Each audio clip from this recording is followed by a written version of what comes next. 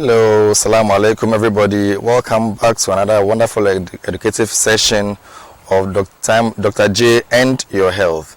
And this is our Ramadan series, and we are boxing on, okay? Hope you're all kicking, getting into the groove of Ramadan. So today we'll be talking about a very important part of Ramadan. And this is what makes the Muslim fast unique. The Muslim fast is one that Allah in His infinite mercy has commanded us to take a pre-dawn meal, and also take a wonderful meal at the time of supper. It's no surprise that Prophet ﷺ said that there are two joys for a fasting person. One, when he meets his Lord, and the other, when he's breaking his fast. And I'm sure you all know the joy of breaking your fast, when you know that there is this food waiting for you and you're going to munch on it. Allah give us the joys of a fasting person. Ameen. So Suhoor, Iftar, these are two important aspects of Ramadan. So Suhoor is the pre-dawn meal. It's what the Muslims wake up at dawn, some few minutes before Fajr, that's the morning or the dawn prayer, and take something into the tummy to sustain us during the day, and Allah also rewards us with iftar at the time of breaking the fast. So what goes into Suhoor? Now there is this misconception that because I'll be fasting during the day, let me eat to my fill at the time of Suhoor, so that I'll have all the energy to carry on during the day.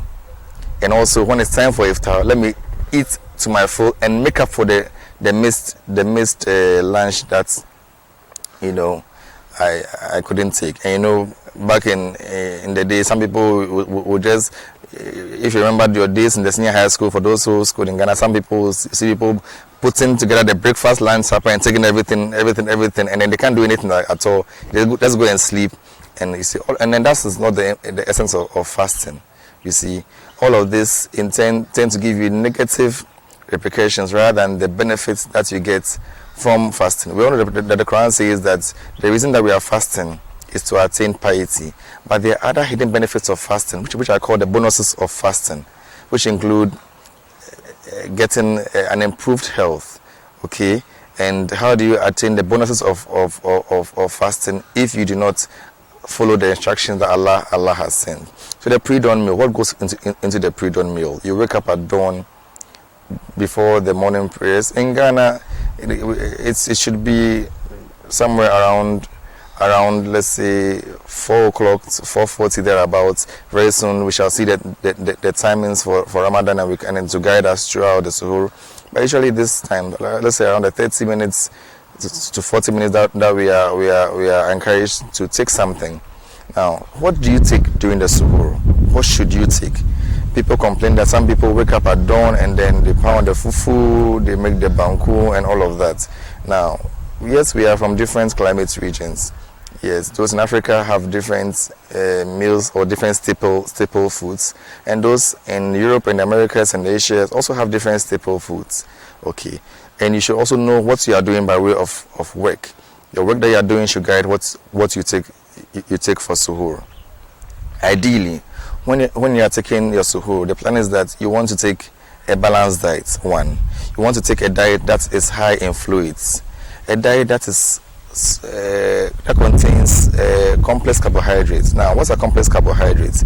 Complex carbohydrates are slow releasing carbohydrates. So they release or they digest slowly, so that you have a constant supply of energy in the form of glucose in the system, and this gives you the energy to carry out your day's activities. And that's one of the important things of Suhoor. So Suhoor gives you, it maintains the blood glucose in your system to give you the energy to carry out your day's activities. Imagine just waking up and not taking anything at all, and having to go hungry, and having to do your day's activities. How with the issues of dehydration setting in without anything going into your system, how burdensome would that be for a whole period of 30 days? No, Allah doesn't want that. That is why you are encouraged to take the pre-dawn meal. So yes, make sure that you take a lot of fluids during the morning, you should take something that will give you some